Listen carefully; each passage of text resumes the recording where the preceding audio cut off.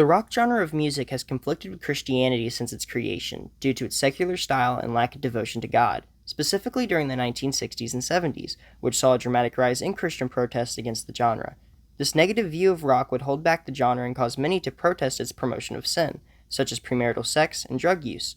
While not every Christian held the belief that rock music and their religion were directly opposed to one another, the large majority of Christians at the time believed it wasn't possible to listen to rock and be a good person of faith.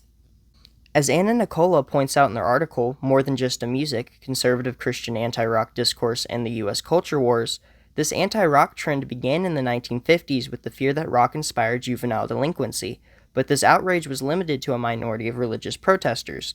During this time period, rock was a new genre and lacked the popularity that it would attain later in the 60s and 70s.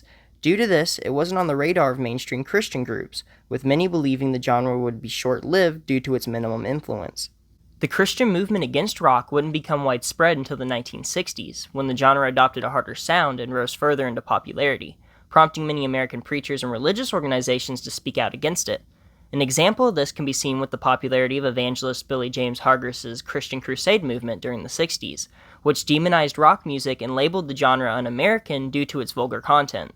Author David Noble, a member of the Christian Crusade movement, would go on to write books such as Communism, Hypnotism, and the Beatles, in which he argues that communist Russia is using rock music to brainwash Americans. During this time period, the Cold War was at its peak, with American opinion on communism being negative overall. In Mark Sullivan's article, More Popular Than Jesus, The Beatles and the Religious Far Right, major Christian organizations, including the Christian Crusade movement, are described as being against communism due to them believing that the ideology was against American values, and thus against Christianity. Due to the rock genre promoting rebellious themes that were perceived as against traditional American values in a similar way that communism did, many viewed the genre in the same negative light. This anti-rock attitude in the Christian community created a stark divide between the genre and religion in America, causing many to feel you could be either a Christian or into rock music, but you could not be both.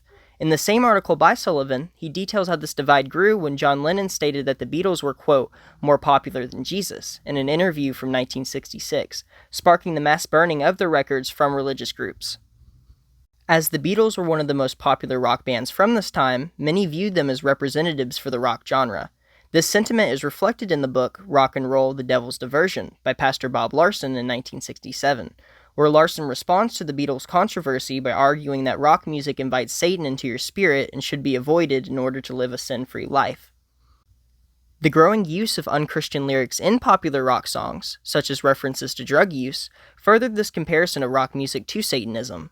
This limited the spread of rock within America, specifically in the Southern Bible Belt, as music deemed anti-Christian was often banned from being played on the radio and, in extreme cases, from being sold entirely.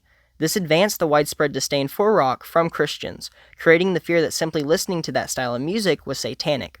Despite this, some religious figures would use the rock genre to promote Christian principles. John Haynes describes an example of this fusion of rock and Christianity in his article, The Emergence of Jesus Rock, on Taming the African Beat, with his description of the LP Upon This Rock, which was made in 1969 by Larry Norman, where rock is used to revamp Christianity in an attempt to modernize the religion. Unlike older Christian music, Norman's work proved to be popular with younger generations, establishing Christian rock as a legitimate subgenre of rock music.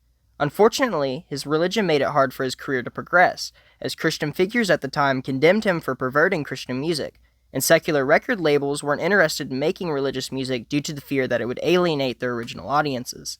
Regardless of this, Norman's work proved that rock and Christianity could coincide together, even if the Christian community as a whole disagreed at the time. As stated throughout this video, the rock genre of music has had a complicated history with Christianity since its inception, being influenced both positively and negatively by the religion.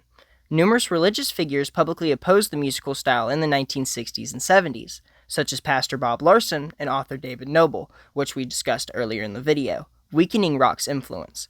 This didn't stop some Christians from incorporating rock elements into their devotional music, however, creating the Christian rock subgenre. Because of this, rock was both positively and negatively influenced by Christianity, depending on the Christian group. My name is Christian Morris, and I'd like to thank you for watching my video. I would like to also thank my professor, Dr. Worley, for giving me the opportunity to create this video project. I really enjoyed researching this topic and found the subject very interesting. Have a nice one. Peace.